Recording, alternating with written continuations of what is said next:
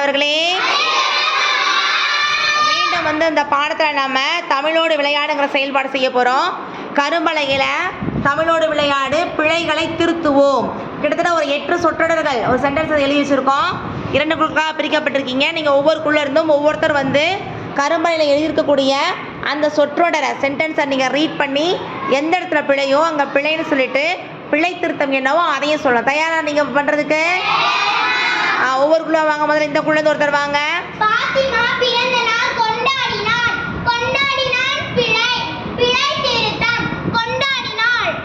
பிழை திருத்தம் கொண்டாடினாள்ங்கிறது தவறு. பிழை திருத்தம் கொண்டாடினாள். அடுத்து இந்த குழந்தை வாங்க.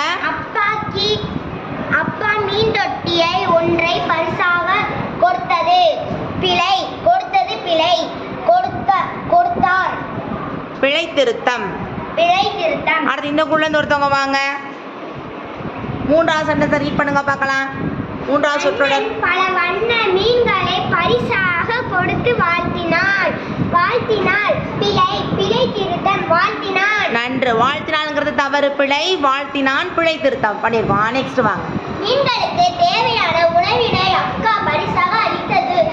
பிழை. பிழை திருத்தம். அளித்தாள். அளித்தது பிழை. அளித்தார். பிழை திருத்தம்.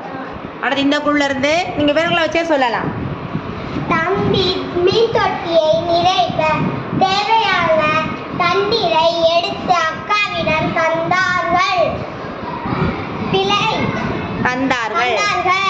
பிழை திருத்தம். தந்தான். தம்பிக்கு தந்தான். நன்று. அடுத்த குழந்தை வாங்க. அடுத்து நீங்க வாசிங்க. தொட்டியின் தண்ணீர் நிரப்புவதற்கு அண்ணன் உதவி செய்தாள். பிழை. பிழை திருத்தம். செய்தான். செய்தாள்ங்கிறது இங்க பிழை. பிழை திருத்தம் செய்தான். அடுத்தது வாசிங்க. மீன் தொட்டியில் மீன்கள் வளைந்து நெளிந்து ஓடியது. பிழை. பிழை திருத்தம். ஓடின. நன்று. நல்ல உச்சரிப்பு. நன்று. அடுத்து வாங்க. இவற்றை கண்ட பாத்திமா மிகவும் மகிழ்ச்சி அடைந்தாள். அடைந்தான். பிழை. அதை பிழை திருத்தம் சொல்லுங்க. அடைந்தாள். பிழை திருத்தம். அடைந்தாள். பாத்தியமா ஆரம்பிக்கிறதால நம்ம கடைசி இருக்கக்கூடிய வேர்டில் பிழை திருத்தம். இது ஏற்கனவே நம்ம இதுவரை கற்றவையில் ஆண் பால், பெண் பால், பலர்பால், ஒன்றன் பால், பலவின் பால் அந்த தான் நம்ம சிரமம் பண்ணிங்க. பரவாயில்ல, நிறைய பேர் பிழைகளை கண்டுபிடிச்சிங்க. இப்போ நம்முடைய வாக்கியங்கள்லையும் பயிற்சி புத்தகத்தில் இருக்கக்கூடிய பிழைகளை நம்ம சரியாக திருத்துவதற்கும் எழுதுவதற்கும் பயிற்சி எடுத்திருக்கோம். நன்றி மாணவர்களே.